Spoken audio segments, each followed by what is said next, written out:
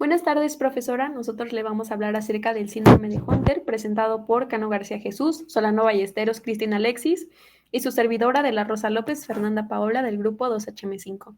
Iniciaremos con la historia de la enfermedad. Esta fue descrita en 1917 por el médico canadiense Charles Hunter, ya que observó rasgos faciales toscos, al igual que un pequeño retraso mental en dos hermanos, pero no fue hasta los años 70 que logró obtener su clasificación como mucopolisacaridosis tipo 2. Estas van a pertenecer al conjunto de enfermedades hereditarias, lisosomales y consideradas raras. ¿Pero qué las hace ser tan raras? Bueno, esto se debe a su incidencia, ya que se estima que hay aproximadamente 2.000 niños con este tipo específico de mucopolisacaridosis tipo 2 en todo el mundo. La incidencia es de 1 a 25.000 recién nacidos vivos del conjunto de MPS, y su incidencia en México vamos a tener 3 centros especializados, uno en Guadalajara, Guerrero y Ciudad de México. En Ciudad de México se encuentra el centro especializado más grande, que va a estar en el Hospital Siglo XXI. Y es importante mencionar que únicamente se le conoce como enfermedad rara al tipo específico de mucopolisacaridosis. Al conjunto como tal de todas las enfermedades no se le conoce como raro. Bueno, continuando, aquí se muestra uno de nuestros diagramas. Se muestra nuestro diagrama del cómo se hereda el síndrome de Hunter, que es una enfermedad recesiva ligada al cromosoma X. ¿Esto qué quiere decir? De que en el genotipo se va a mostrar de la mujer, pero no en su fenotipo. ¿A qué se debe esto? Ya que la mujer cuenta con dos cromosomas XX, lo que provoca es de que se iguale y no exista presencia del síndrome, a comparación del hombre, que vamos a entenderlo ahorita. La madre portadora y un padre sano, al tener una descendencia, existen estas ciertas posibilidades. Uno, de que el hijo afectado que va a obtener, bueno, la mamá le va a aportar el cromosoma afectado al hijo y el padre que es sano le cede el cromosoma sano del padre, porque él sí va a presentar el síndrome, ya que el hombre, el varón, cuenta con cromosomas XY. No existe, como igual en la mujer, un equilibrio entre ambos cromosomas, provocando de que él sí se active el cromosoma afectado y llegando al síndrome. En el hijo sano va a obtener los dos cromosomas sanos de la madre como del padre y no va a presentar ningún síndrome. En el caso de una hija portadora, va a obtener el cromosoma afectado de la mujer y el cromosoma X sano del padre. Ella no va a presentar el síndrome, como se había mencionado antes, porque contiene el cromosoma XX, que entonces nos da una igualdad. Y la hija sana no va a presentar el síndrome porque contiene los dos cromosomas sanos de su padre como de su madre. Entonces, tendríamos un 50% de hijos afectados. No, perdón, un 50% de hijos sanos, un 25% de hijos afectados y un 25% de hijas portadoras. Referente al, como ya lo mencionó mi compañero, va a haber únicamente, va a estar presentado esta mutación en el cromosoma X, específicamente en la banda 25 a la 28 del brazo largo del cromosoma X. Esta mutación va a causar que nuestra enzima hidronato 2-sulfatasa, la encargada de la degradación de glicosaminoglicanos, no pueda cumplir esta función. Para esto tenemos que entender qué van a ser los glicosaminoglicanos. Bueno, estos van a ser un conjunto de cadenas largas electronegativas, van a estar formadas por un ácido y una exosamina, y igualmente van a estar formados por disacáridos. Es importante mencionar que vamos a tener dos tipos de glicosaminoglicanos que van a ser afectados. En este caso les voy a hablar del dermatansulfato, el cual, como ya lo mencioné, va a estar formado por un ácido hialurónico, una galactosamina, y a estos conjuntos se le va a llamar como disacárido. Van a estar formados por un enlace alfa 1,4 y beta 1,3, y estos se van a encontrar más en tejido conectivo y articulaciones. Tenemos al heparansulfato, que igualmente va a estar formado por un ácido urónico, una glucosamina, y este es importante mencionar que únicamente va a tener enlace alfa 1,4. Esto quiere decir que va a ser más electronegativo, por lo cual va a ser más grave su acumulación de este tipo específico de glicosaminoglicano, porque este se va a dirigir hacia nuestros órganos. Ojo, vaso, corazón, riñones, todo tipo de órganos se va este tipo específico de glicosaminoglicanos. ¿Por qué es tan importante conocer su estructura? Bueno, porque estos van a darle la formación a los proteoglicanos. Los proteoglicanos van a estar unidos por una proteína central, un ácido hialurónico, y en sus costados vamos a tener estos glicosaminoglicanos. Como se muestra en esta imagen, vamos a tener un glicosaminoglicano dermatán. Por el tipo de enlace podemos observar que es enlace alfa 1,4 y beta 1,3, lo cual nos está hablando de un dermatán. Estos proteoglicanos van a viajar hacia nuestra matriz extracelular y van a almacenarse en nuestros lisosomas, que justamente por la deficiencia de esta enzima van a hacer que se acumulen y no se puedan degradar. Bueno, continuando, para saber dónde se presenta esta ruta de degradación, hay que saber en qué organelo se presenta, que es el lisosoma, que se encuentra en la célula eucariota. El lisosoma es un centro de reciclaje de desechos, prácticamente para así comprenderlo. Va a constar de una bicapa lipídica. Esto va a decir de que contiene un pH ácido. Enzimas hidrolíticas, varias de las enzimas que hay son las nucleasas, proteasas y las sulfatasas, que aquí se va a encontrar nuestra enzima deficiente hidronato 2 sulfatasa y proteínas transportadoras. Y estas se van a encargar más que nada de llevar los desechos, por así decir, en vesículas hacia el citoplasma. Ok, comprendiendo dónde se lleva a cabo, hay que saber su ruta de degradación. La ruta de degradación va a ser de que heparán y dermatán sulfato van a entrar a nuestro lisosoma. Como tal, no hay receptores, pero para que empiece toda esa degradación, sí existen ciertos receptores más que nada para nuestra enzima. Por ejemplo, la manosa 6-fosfato, que es la principal en reconocer y transportar las enzimas de aparato de Golgi al lisosoma, como la hidronato 2 sulfatasa. También los receptores tipo Scharwenkel, que eso entran a segundo plano, y los receptores de proteínas integrales, LIMP, que estos van a encargarse más que nada del lisosoma para su estructura y un buen ambiente ácido necesario para el lisosoma. Ok. Continuando, heparán y dermatán sulfato entran a nuestro lisosoma y actúa nuestra enzima hidronato 2 sulfatasa, eliminando los grupos sulfatos para que continúen en sus siguientes rutas de degradación. ¿Y qué pasa cuando esta enzima no? ¿Qué sucede? Síndrome de Hunter, cuando heparán y dermatan sulfato, nuestros sustratos de igual manera entran al lisosoma, igual con los mismos receptores. Lo que aquí va a pasar en nuestro síndrome de Hunter es de que la enzima hidronato 2 sulfatasa no es deficiente o no va a existir, provocando de que haya una acumulación de estos GAGs y de que llegue a un ensanchamiento y provocando de que el pH ácido daña la célula y provocando una apoptosis. Eso sería nuestro síndrome de Hunter ya llegando a una terminación. Bueno, bueno, ¿y qué características son las que van a ser evidentes en estos pacientes? Bueno, aquí en esta imagen tenemos una comparación de un niño con el síndrome de Hunter y un niño sin el síndrome de Hunter. Como podemos ver, al nacer son exactamente iguales, nacen sin ningún defecto físico y como es una enfermedad, es un síndrome progresivo, quiere decir que va con el paso del tiempo empeorando y se va reflejando en el paciente, pues en la imagen podemos ver a un niño con un síndrome de Hunter muy alto, sí, muy alto, y al paso de los 2, 4 años va teniendo unos rasgos más prominentes y pues podemos detectar este síndrome.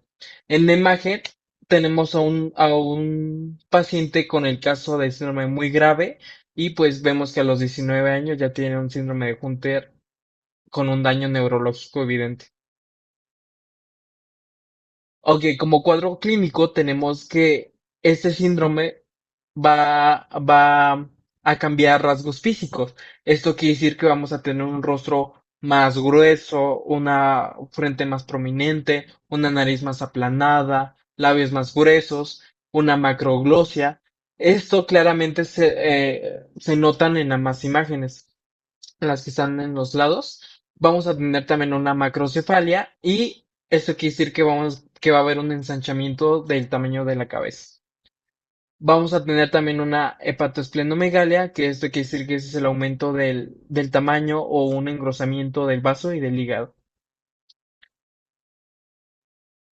También este síndrome por la deficiencia de la enzima hidronato sulfatasa, como es ausente o ineficaz, esto impide la degradación de los GAGs que se acumulan en los lisosomas y pues van a esparcir en múltiples tejidos y esta acumulación causa un daño progresivo en órganos con alta concentración celular, como es el hígado, el cerebro y el corazón, que son los órganos principalmente que pues este síndrome ataca.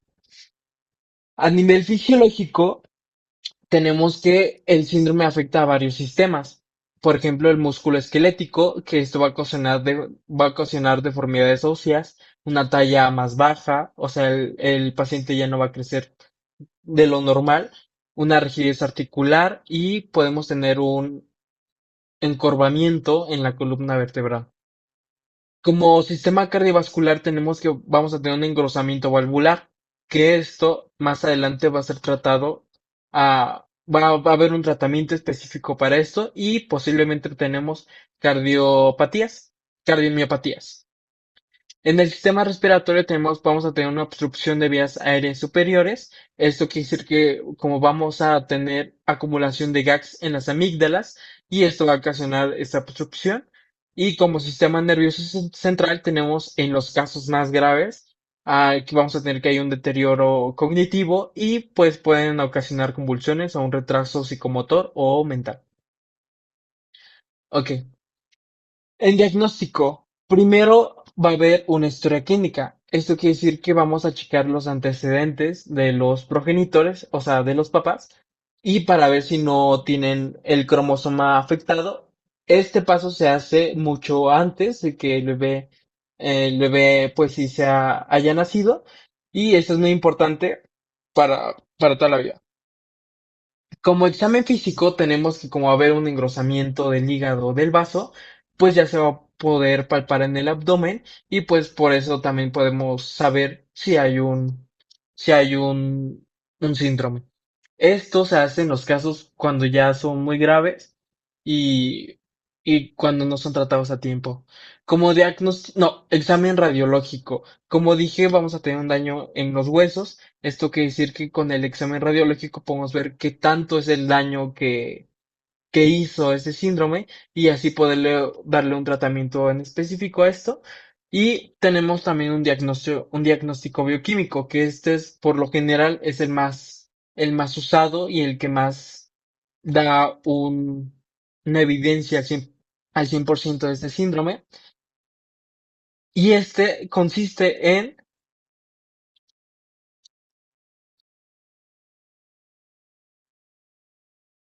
la otra, Pau, por favor. Esto consiste en que, como podemos ver aquí en la imagen, en la parte izquierda podemos ver, bueno, si es mi izquierda, en la parte izquierda podemos ver a una célula que no tiene una mutación, o sea, eso quiere decir que la enzima trabaja bien, trabaja normal, se produce y pues no hay ninguna acumulación de GAGs. Por el otro lado tenemos una enzima que pues los GAGs están acumulados y la enzima no se produce y esto ocasiona una acumulación de GAGs y después sale por la orina por medio de los riñones y pues así muestra dermatania y parán.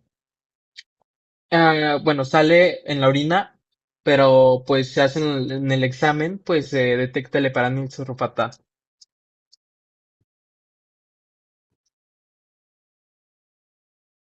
Continuando con tratamiento sistemático, ajá, tratamiento sistemático, vamos a entrar en varias áreas para un mejor tratamiento físico. En la parte ósea, fisioterapias regulares, cirugías ortopédicas en la columna, en la mano, en las manos y en la cadera, como también suplementos que sería la vitamina D y bifosfonatos. Más que nada, los bifosfonatos son para cuando tiene rigidez ósea o dolor óseo, pero los bifosfonatos va a depender del paciente. En la parte cardíaca sería el control de las arritmias y si es un caso más extremo, cirugía valvular que requiere una intervención quirúrgica. En la parte respiratoria, una amigdalectomía, que es la extirpación de las amígdalas, antibióticos y broncodilatadores. En la parte neurológica, que igual entra esta parte en el cuadro clínico, la hidrocefalia, que es el drenaje de líquido cefalorraquídeo. El control es de epilepsia y, si es necesario, cirugía de compresión cervical en la parte oftalmológica y auditiva. Sería el control del glaucoma y audífonos y drenaje auditivo. Ok, tenemos dos tratamientos que son, pues sí, los que más ayudan en ese síndrome. Uno de ellos es el tratamiento específico, que esto quiere decir, como dice ahí, que es actuar sobre la causa. Este es, tenemos dos tratamientos que son, pues sí, los que más ayudan en ese síndrome. Uno de ellos es el tratamiento específico, que esto quiere decir, como dice ahí, que es actuar sobre la causa. Este se basa más que nada en el trasplante hematopoyético en el síndrome de Hunter, que quiere decir que vamos a reemplazar las células madre para producir la enzima faltante. Su principal objetivo es reducir síntomas físicos y el almacenamiento de los GAGs en los órganos. Este es un tratamiento que no es el principal de todos, o sea, no es el más común, pero pues ayuda al sistema nervioso y obviamente si el cuerpo lo acepta bien ese tratamiento. También tenemos el tratamiento enzimático sustitutivo. Este es el más común de todos, obviamente su precio es muy elevado, pero como dice el nombre, vamos a sustituir la enzima faltante, que en este caso sería con la idursulfasa. Como, bueno, su nombre más común en modo fármaco sería el Apracet, modo fármaco. Entonces sería, ajá, este ayuda, es el más común de todos porque ayuda a combatir los cambios físicos y pues no es un tratamiento al 100% que te vaya a quitar ese síndrome, pero puedes vivir con él una vida más placentera. La otra pa. Ok. Ay, se ve cortado. Ah, ya. Ok. Como pronóstico tenemos que los casos más graves pueden llegar a vivir de 13 a o menos años.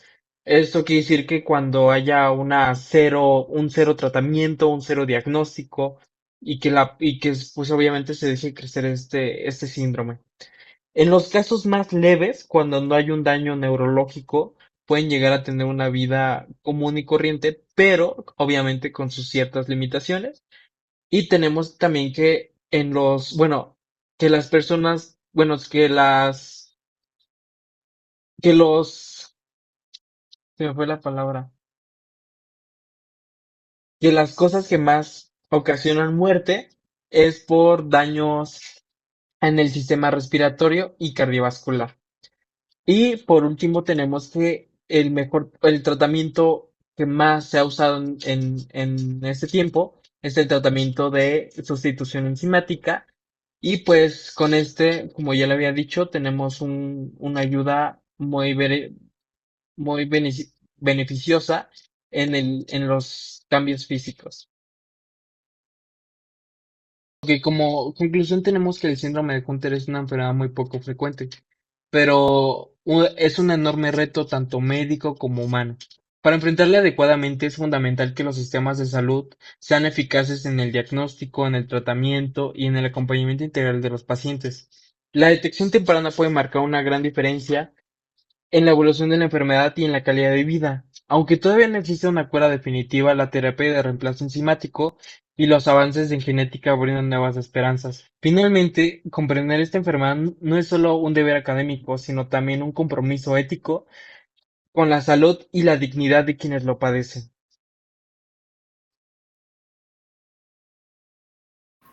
Igualmente es importante mencionar un tabú que se llega a tener, que es que todas las personas que tienen este síndrome van a tener un retraso mental.